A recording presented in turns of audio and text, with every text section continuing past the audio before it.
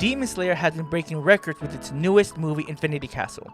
It opened up in the US with $70 million in the box office in its first weekend, which makes it the best anime opening of all time. Pokemon, the first movie, held it for the longest time, but now a new king has been appointed. It has a 98% score on critic and audience on Rotten Tomatoes.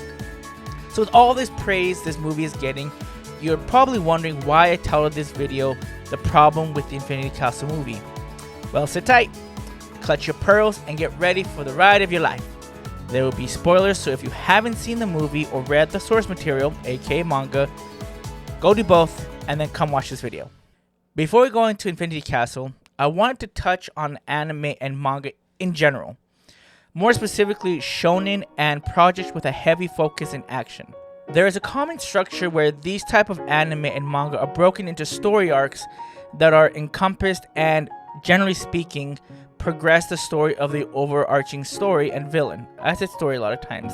Sorry, that wasn't planned. Anyway, for example, Naruto's main antagonist was Madara overall, but this had multiple arcs that compiled the overarching story of getting to Madara. So you had the Akatsuki, you had Pain, etc.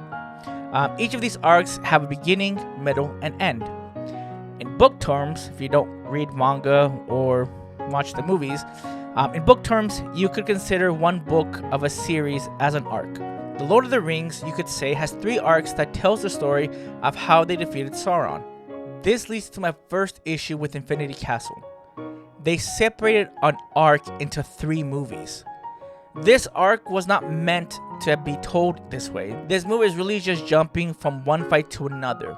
Again, it looks amazing. Don't get me wrong. I mean, if you saw that movie, you know they spent a pretty penny to make it look how it looks. There are tons of hype moments in the movie that made me want to jump up and scream, "Yeah, you cut that demon, you beat him down." But then those moments get interrupted with lengthy and frequent backstories, which in a series can be done well.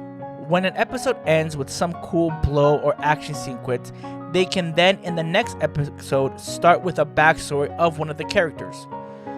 That's perfectly fine, but in a movie it weighs it down. And this leads to my next point, that this was not made as a movie adaptation.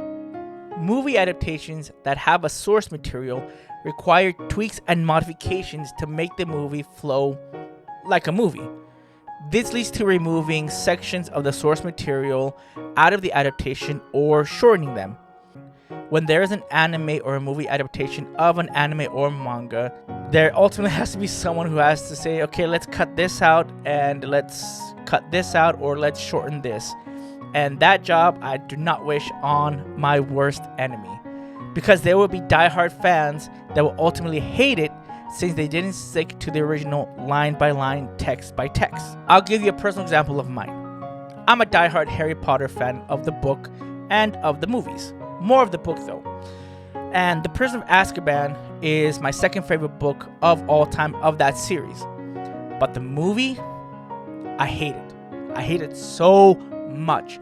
So many things were taken out of the book.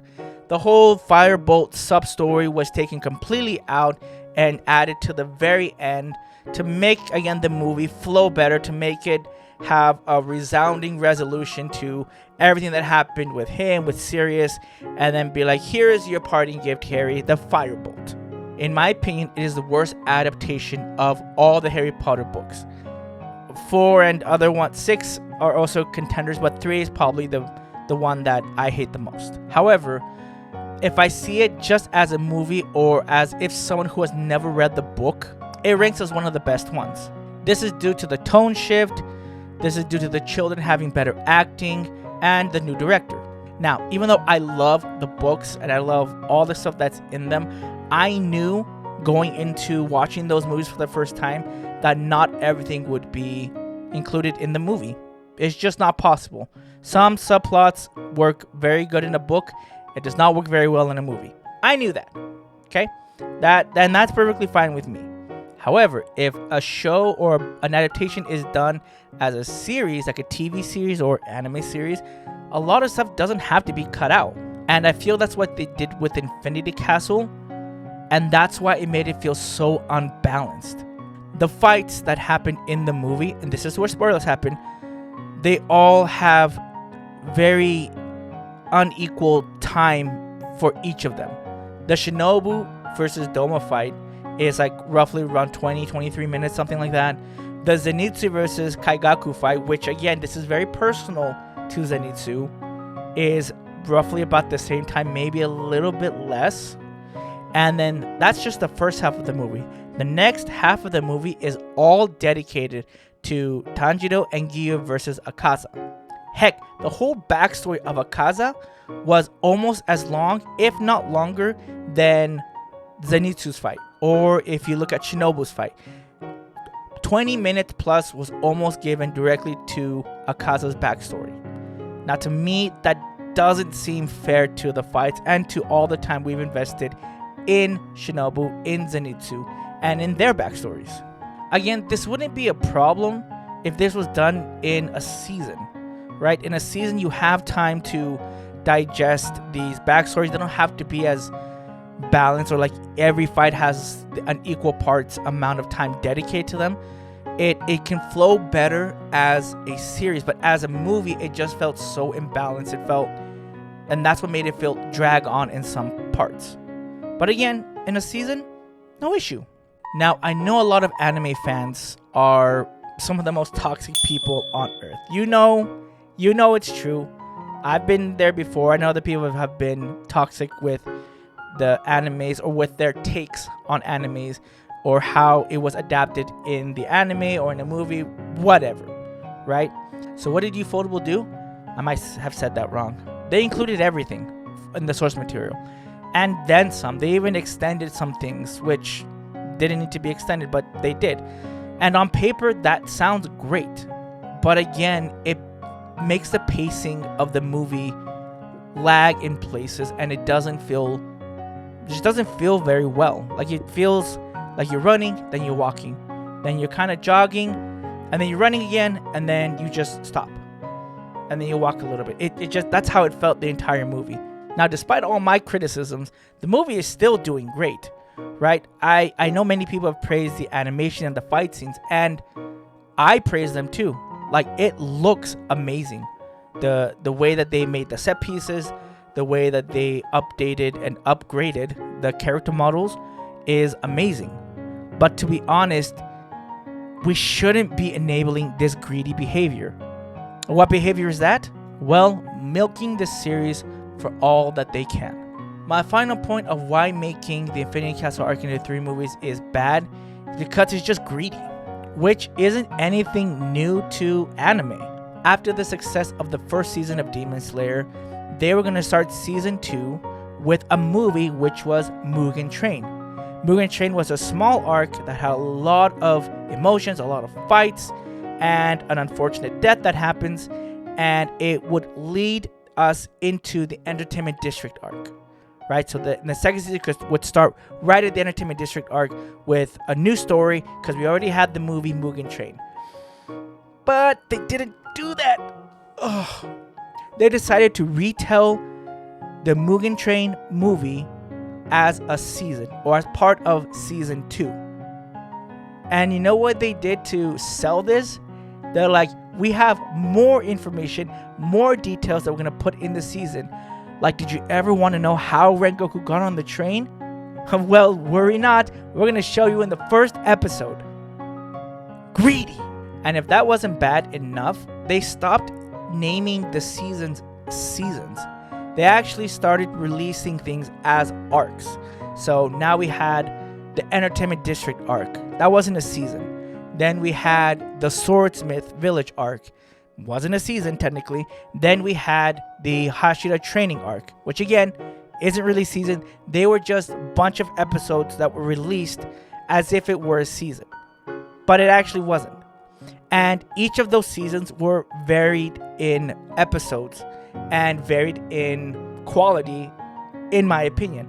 And to promote some of these seasons, they would do this world tour where they would have in theaters the final 2 episodes of the previous season and then the first episode of the new season. And they sold this in theaters. And a lot of people were confused because they thought that this was like maybe the first 3 episodes of the new season, which it wasn't. It was the final 2 episodes, which in most seasons, those are the most action-packed, and the first episode of the new season that was going to come out soon.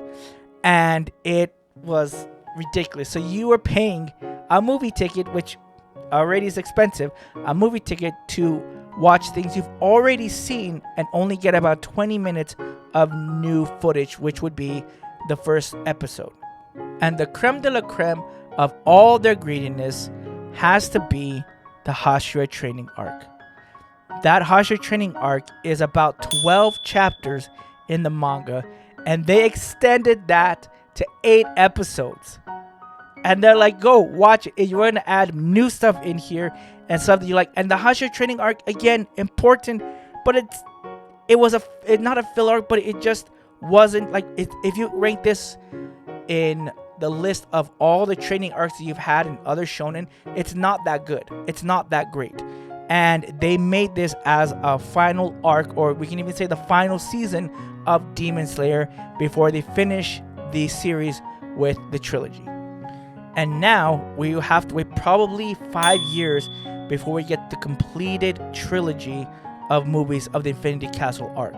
We had one come out this year, 2025. The next one isn't scheduled till 2027, and I'm pretty sure the third one isn't going to come out till 2029. So we have to wait so much longer to finish this series.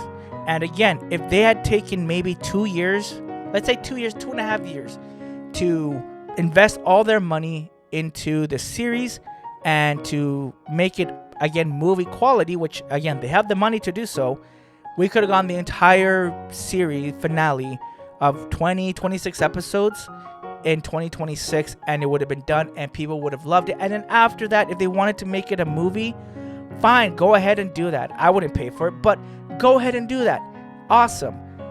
But no, they're gonna make us wait so many years for something that they could give us a lot quicker and a lot faster with the same quality, but they just want to make it a cash grab. These are my opinions on the matter, and I know I'm in the minority on this, but I don't regret them. And I would love to hear your thoughts and your comments in the comment section below. So please let me know what you guys think and give me your thoughts on it. And yeah, so thanks so much for watching. This is David the Smash Fan from Jimmy No Podcast, and I'm out.